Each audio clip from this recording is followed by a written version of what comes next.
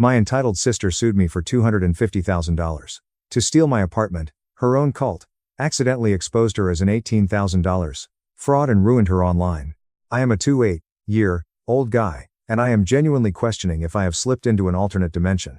The situation with my older sister, Chloe, 31F, has escalated into something so profoundly unhinged that I feel like I'm the subject of a psychological experiment. I need to get this all down because the gaslighting from my own family is making me feel insane. For some context, we grew up in a very blue-collar, working-class household in Michigan. My parents, Mark and Susan, always talked a big game about the value of education, but when push came to shove, there was zero money saved for college. We were a paycheck-to-paycheck family. When Chloe turned 17, she completely rejected the idea of school. She dropped out of high school, proudly declaring that formal education was a scam designed to create corporate sheep and that her street smarts would make her a millionaire by 25. She got a job in retail and has been working entry-level associate positions ever since, refusing to even test for a GED or apply for shift manager roles because that would mean buying into the hierarchical capitalist matrix. I took a different path. I knew I didn't want to struggle the way my parents did, so I worked my absolute garbage off. I worked 3 brutal jobs flipping burgers, doing night shift security, and tutoring just to put myself through a state university. I graduated with a degree in software engineering. It wasn't a joyride. I have memories of crying in my car at 4 a.m. from pure exhaustion, eating plain pasta for weeks, and sharing a cramped, moldy basement apartment with 4 other guys. I took out loans. I sacrificed my social life. I did everything I was supposed to do. Fast forward to today. After years of grinding through internships and grueling junior-level coding jobs, I finally landed a senior software engineering role at a major tech firm. The pay is great. 8 months ago, I finally moved out of a shared living situation and signed a lease on a really nice 2-bedroom apartment in a modern downtown building. It's not a penthouse, but it has floor-to-ceiling windows, nice appliances, and most importantly, a second bedroom that I converted into my dedicated home office, which I desperately need since I work remotely 4 days a week. The rent is roughly 25% of my take-home pay, which I budgeted meticulously for. I am proud of it, I earned it. Chloe, meanwhile, still lives in our childhood home in the suburbs. She is 31 years old. My parents let her stay there for an incredibly minimal amount of rent, meaning she essentially lives subsidized. The nightmare officially began when I invited my family over for a housewarming dinner. It was the first time Chloe had seen my new place. The moment she walked through the door, the energy shifted. She didn't say congratulations. She didn't smile. She just started walking through the rooms with this dark, calculating sneer on her face. She was literally taking photos of my furniture and muttering things under her breath like, "Must be nice, and amazing what gets handed to some people." When I opened the door to my home office to show my dad my multi-monitor setup, Chloe let out this loud, bitter laugh. "A whole entire room just for your little computers?" She scoffed, crossing her arms. "Real people need bedrooms for actual living. This is disgusting." I was taken aback, but tried to keep the peace. I calmly explained that my job requires me to be on video calls and handle sensitive data, so a dedicated, quiet workspace is a necessity. She cut me off, her voice dripping with venom. "See, that's your problem, Alex. You think sitting in a plush chair staring at a screen all day is work? You push buttons. I've been in the trenches of the real world since I was 17. I know what actual struggle looks like. You wouldn't last 3 hours in retail. You don't know how to deal with real human beings or real problems. Your whole life is just made-up computer games that some other college boy invented to keep you all feeling important." I was stunned. I looked at my parents, expecting them to step in and tell her to knock it off, but they just stared at the floor. I reminded Chloe about the years I spent working customer service, the night shifts, the $36,000 in student loan debt I am currently paying off every single month. I told her I didn't get a free ride. She waved her hand dismissively, literally rolling her eyes. "That's not real struggle," she insisted. "Real struggle is not having a piece of paper to hide behind. Real struggle is society looking down on you because you didn't buy into the college industrial complex." The visit ended abruptly when she stood in the middle of my living room and loudly declared that it was criminally unjust, that I had a 2-bedroom apartment all to myself while she was forced to live in her childhood bedroom. "This is everything wrong with America," she announced to my silent parents. "People who actually sweat and work get nothing, while little college boys get castles handed to them." I told her that if she saved her money and maybe got her GED, she could easily get her own place. She exploded, screaming that I was an academic elitist, and stormed out. I thought she was just throwing a tantrum. I was so wrong. Over the next month, Chloe launched a psychological warfare campaign. She started bombarding our family group chat with articles about degree inflation, the uselessness of coding, and op-eds about how trade workers and retail staff are the true backbone of society. Every Sunday dinner at my parents' house turned into a TED Talk by Chloe about how formal education is a pyramid scheme. The worst part? My parents started buying into it. Chloe is incredibly manipulative. She started showing them highly edited TikToks of retail workers crying about their struggles, juxtaposed with tech workers showing off their free office lunches. She convinced my aging, blue-collar parents that my job was a temporary, useless bubble that was going to burst, while her job folding clothes at a department store was recession-proof and essential to human survival. Then came the text message that broke my brain. Last week, she sent me a massive, multi-paragraph text stating she had done deep socioeconomic research and determined that housing should be distributed based on real-world societal contribution, not fraudulent paper achievements. She actually quoted Karl Marx, from each, according to his ability, to each according to his needs, which is hilariously ironic since she definitely didn't learn that in the high school classes she skipped. Her solution? Because my degree is useless in the real world and her 14 years of folding sweaters is invaluable practical experience, we need to switch living situations. She gets my downtown 2-bedroom apartment, and I move back into her tiny bedroom at our parents' house because college boys who live in fantasy lands belong in children's rooms. I laughed out loud and texted back, "Good one, Chloe. Very funny." She called me immediately. Her voice was dead serious, cold, and shaking with rage. "I'm not joking, Alex. It's time you learned that your little piece of paper doesn't make you superior to me. In the real world, the person who knows how to survive deserves the resources. You are hoarding space. I am giving you exactly 2 weeks to transfer the lease to my name and pack your things, or I am going to make sure everyone knows what kind of greedy, elitist parasite you really are." I hung up on her and blocked her number. I thought that would be the end of it. How do you even have a rational conversation with someone who has decided that your entire life is invalid just because they are jealous? I figured she would scream into the void and burn herself out, but I vastly underestimated the depths of her delusion. It has been 3 weeks since my original post. Following the advice of almost everyone in the comments, I unblocked Chloe to try and have one final, boundary-setting conversation in a neutral public space. I invited her to a coffee shop. I wanted to calmly validate that retail is hard work, but firmly state that my apartment is mine, my career is valid, and she needs to stop this crusade. It was the biggest mistake of my life. Chloe didn't come to talk. She came to prosecute. She walked into the coffee shop carrying a thick, leather-bound binder. An actual, physical binder with color-coded tabs. She slammed it down on the small cafe table, knocking over the salt shaker, and opened it. She had spent the last 3 weeks documenting what she called irrefutable evidence of academic privilege. She had printed out screenshots of my entire LinkedIn profile, highlighting every promotion and project in neon yellow. Next to it, she had handwritten spreadsheets where she mathematically calculated how many hours of retail work equaled 1 semester of college. She had printed out national statistics on the wealth gap between high school dropouts and college grads, but she had scribbled all over them, twisting the data to claim this proved the economy was a rigged conspiracy specifically designed to oppress her. "Look at this, Alex," she hissed, tapping the paper so hard her nail almost tore it. "This proves everything. The only reason you make more money than me is because society has been brainwashed to value fake computer typing over real, raw human interaction. But the system is cracking. When the revolution comes, people are going to need cashiers and customer service experts. No one is going to need your stupid code." I stared at her, feeling a literal headache forming behind my eyes. I tried to redirect. "Chloe, this isn't about society, this is about my apartment. I pay for it. I signed the lease. You cannot have it." She ignored me, flipping to the next tab in her psycho binder. She pulled out the photos she had taken during her visit to my apartment. She had printed them out on glossy photo paper and written notes on them with a Sharpie. "Master bedroom, could comfortably fit a family of 3. Alex sleeps here alone. Hoarding. Home office, wasted space. Computers could be placed in a hallway closet, criminal misuse of square footage. Kitchen, pristine, barely used because tech bros order Uber Eats. Disgusting." Then, she dropped the nuke. She leaned back, took a sip of her coffee, and smiled this chilling, victorious smile. "You think this is just between us? I already presented my findings to Mom and Dad. They agree with me." My stomach dropped. According to Chloe, she had forced our parents to sit down in their living room last Sunday while I was at home working late on a server migration.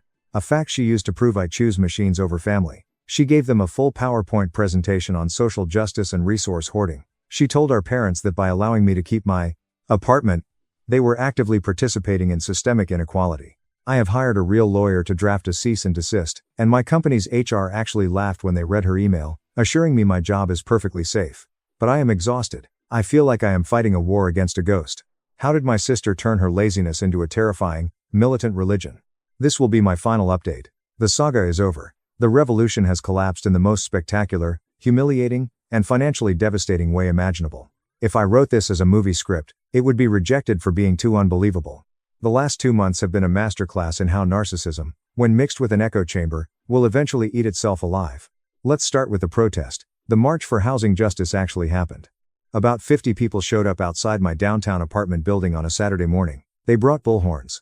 They carried professionally printed signs that said things like degrees don't deserve bedrooms, evict the educated, and code this. Housing is a human right. Chloe was in her element. She stood on a literal soapbox, wearing a beret, giving speeches through a megaphone about how I was patient zero in the epidemic of academic housing hoarding. My building management was furious. They called the police, who set up barricades. It was a circus. During the chaos, building security caught Chloe trying to sneak in through the loading dock. When confronted, she legitimately tried to Jedi mind trick the security guard, telling him, "I am the moral owner of Unit 4B. You are legally obligated to give me the master key." They threatened to arrest her, and she retreated. But Chloe wasn't done. Emboldened by her new cult following, she quit her retail job entirely. She declared herself a full-time housing justice advocate. She started selling Street Smart Collective merchandise online, $40 hoodies with crossed-out graduation caps on them.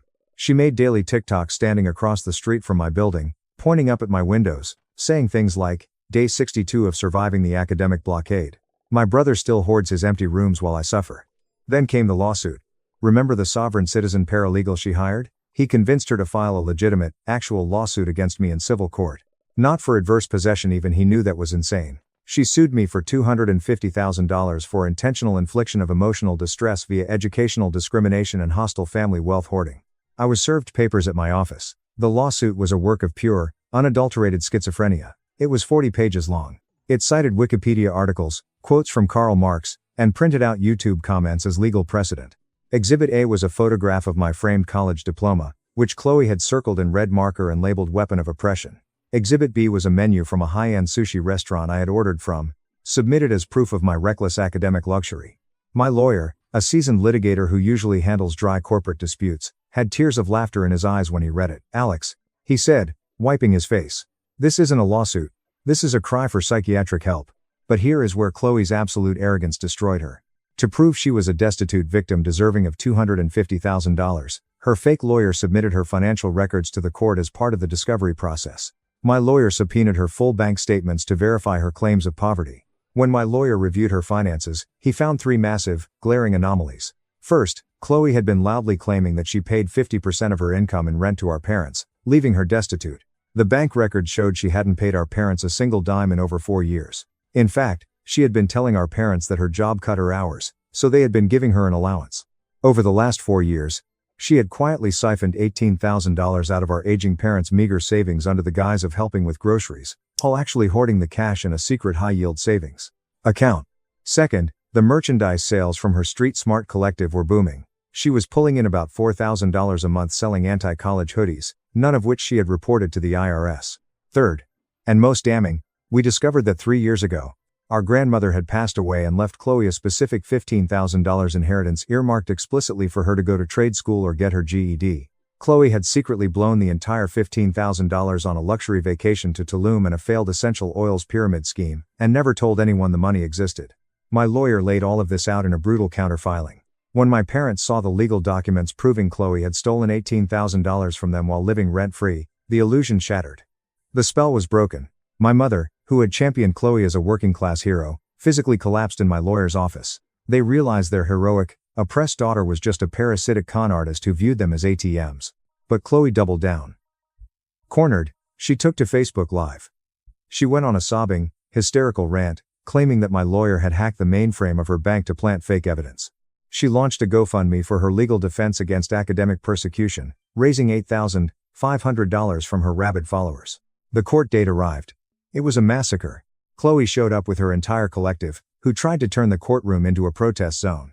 Becca, the community college dropout, stood up in the gallery and yelled that the judge's law degree made him biologically incapable of understanding the working class. Greg whipped out his measuring tape and started measuring the jury box, claiming it was wasted space that could house 3 families.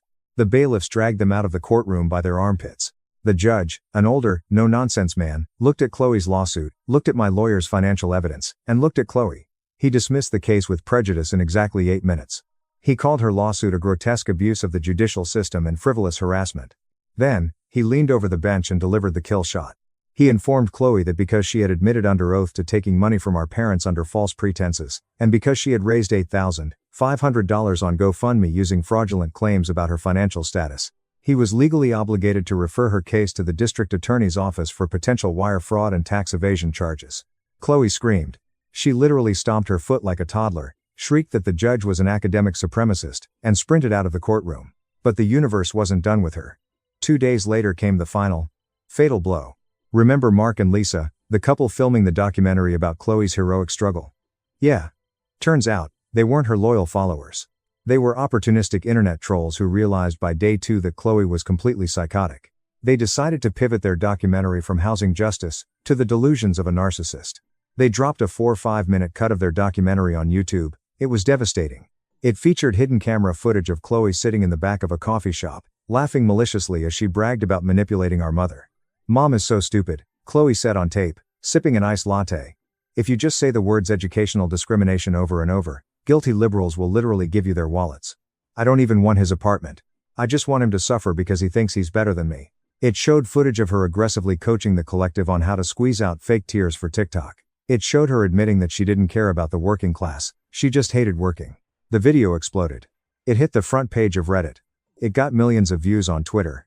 Chloe became an overnight internet meme. People dubbed her the housing justice Karen. Someone took the audio of her screaming in the courtroom, auto-tuned it, and turned it into a techno remix that went viral on TikTok. Her own Facebook group turned on her like a pack of starving wolves. The comments on her manifesto page shifted from absolute support to relentless mockery. "You didn't want justice, you wanted a free penthouse, you scammer. Street smart? More like street fraud. Imagine stealing $18K from your elderly parents because you're too lazy to fold shirts."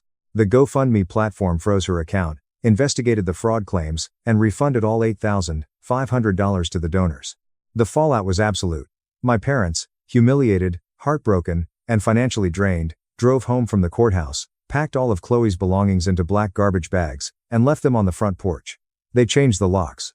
When Chloe arrived, my dad handed her an itemized bill for the $18,000 she stole and told her if she ever set foot on their property again, he would have her arrested for elder abuse. Left with no money, no army, no parents to leech off of, and a looming investigation for wire fraud, Chloe chose the coward's way out.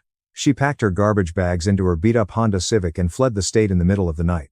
Through the family grapevine, I heard she drove down to Texas to move into a trailer park with some guy she met in a Flat Earth Facebook group, a guy who genuinely believes that Wi-Fi signals are a government plot to steal our dreams. It is a fitting end. Before she crossed the state line, she sent me one final, unhinged text message. "This isn't over, Alex. The academic matrix will collapse. Your apartment will never truly be yours. I will be back when the revolution starts." I didn't reply, I just blocked her, forever. My parents are now in intense family therapy. They have apologized to me endlessly, crying, admitting that their own guilt over not being able to pay for my college made them susceptible to Chloe's manipulation. They wanted to believe they hadn't failed her, so it was easier to believe society had failed her. We are slowly, very slowly, rebuilding our relationship, but I have instituted strict boundaries. As for me, my building management upgraded the security systems, and I am basically a legend to the front desk staff. I got a promotion at work last week, partly because my bosses were incredibly impressed with the stoic, professional way I handled being publicly harassed by a viral internet cult. I am sitting in my home office right now, looking out my floor-to-ceiling windows, drinking a cold beer. My useless degree and my fake computer job are paying my bills just fine. I will be paying off my student loans for the next 6 years, but I wouldn't change a single thing. To everyone who warned me that she was dangerous, you were right. To anyone dealing with a family member who weaponizes therapy speak to disguise their own toxic jealousy, do not engage. Lock your doors, buy a camera, and let them destroy themselves. Just to clarify, because my inbox is exploding, I absolutely believe that affordable housing is a massive crisis in this country. I believe the cost of higher education is predatory. I support real, systemic reform. But what Chloe was doing was not activism. It was weaponized narcissism wearing the skin of social justice. If you are struggling, please seek out real tenant unions and advocacy groups. Do not start a cult to steal your brother's apartment.